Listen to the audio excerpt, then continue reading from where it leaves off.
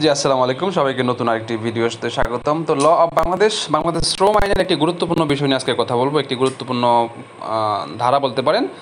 বাংলাদেশ শ্রম আইন 2006-এ যেটি সর্বশেষ ছিল, সেখানে একটি আইন দেখাচ্ছি আমি, একটি ধারা, যে একজন কর্মী কত ঘন্টা দৈনিক কাজ করবে সেটি আমি দেখাচ্ছি আইন অধ্যায় থেকে। আমি লিঙ্কটি নিচে দিয়ে রাখবো, যে কোথা থেকে আপনারা সেটি দেখবেন। তো নবম অধ্যায়ের 100 নম্বর কর্মঘণ্টা ও ছুটি, এখানে সাপ্তাহিক ছুটি, দৈনিক কর্মঘণ্টা 100 নম্বর পয়েন্টে যদি আমরা আসি, আমরা যদি এখানে ক্লিক করি, বাংলাদেশ সরকারি ওয়েবসাইট থেকে কোনো রকম কোনো ভুল তথ্য না, এটি 100% সঠিক তথ্য। এখানে ভিডিও লিঙ্কটি আমি ডিসক্রিপশনে অথবা এবং কমেন্টসে দিয়ে রাখবো। তো এখানে 100 নম্বর পয়েন্টে বলা আছে, কোনো প্রাপ্তবয়স্ক শ্রমিক কোনো প্রতিষ্ঠানে সাধারণত দৈনিক 8 ঘন্টার অধিক সময় কাজ করিবেন না, বা তাহাকে দিয়ে কাজ করানো যাইবে না। তবে সত্য থাকে যে ধারা 108 এর বিধান সাপেক্ষে কোনো প্রতিষ্ঠানে উক্তরূপ কোনো শ্রমিক দৈনিক 10 ঘন্টা পর্যন্ত কাজ করিতে পারিবেন। অর্থাৎ 8 ঘন্টার বেশি কাজ করানো যাবে না। এবং প্রতিদিন আপনাকে যে লাঞ্চ সময় দিবে সেটির বিবরণ আমি একটু বলছি, তাহলে এটার সাথে 8 ঘন্টার সাথে যেহেতু বিষয়টা সম্পৃক্ত, আমরা আধা ঘন্টা, 10 মিনিট, 40 মিনিট, 1 ঘন্টা না 1.5 ঘন্টা, কতক্ষণ লাঞ্চ আওয়ার পাবো, কতক্ষণ আমরা মধ্যবিরতি পাবো।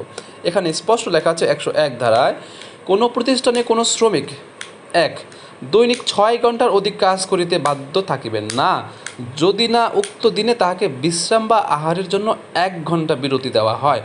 খতে বলা আছে, দৈনিক 5 ঘন্টার অধিক কাজ করিতে বাধ্য থাকিবেন না, যদি না উক্ত দিনে উক্ত উদ্দেশ্যে তাহাকে আধা ঘন্টা বিরতি দেওয়া হয়।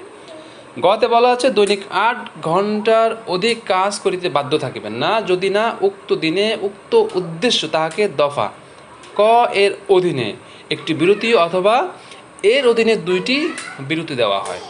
ঘ এই আইনে যাহা কিছুই থাকুক না কেন, নির্মাণ, রিরোলিং, স্টিল মিলস, জাহাজ ভাঙা, ঝালাই সহ শারীরিক ঝুঁকিপূর্ণ ও পরিশ্রমী কাজে নিয়োজিত বিভিন্ন ধরনের কারখানায় বিধি দ্বারা নির্ধারিত পদ্ধতিতে সরকার কর্মঘণ্টা ও বিশ্রামের সময় নির্ধারণ করিবে। অর্থাৎ গতে যেটি বলা আছে, এই প্রতিষ্ঠানগুলো ছাড়া, এই রিলেটেড বিষয় প্রতিষ্ঠান ছাড়া বাকিদের ক্ষেত্রে ওই আইন প্রযোজ্য। তা আশা করি সবাই বুঝতে পেরেছেন। আমি এই লিঙ্কটি দিয়ে রাখবো, আপনারা সবাই আশা করি পড়বেন। পড়ে আপনাদের এই বিষয়টি জানা থাকলে, যারা কর্মচারী, কর্মকর্তা বা যারা কর্মী আছেন প্রতিষ্ঠানে, তারা উপকৃত হবেন এবং জানা থাকলে জিনিসটা ভালো হয়। সবাইকে অসংখ্য অসংখ্য ধন্যবাদ।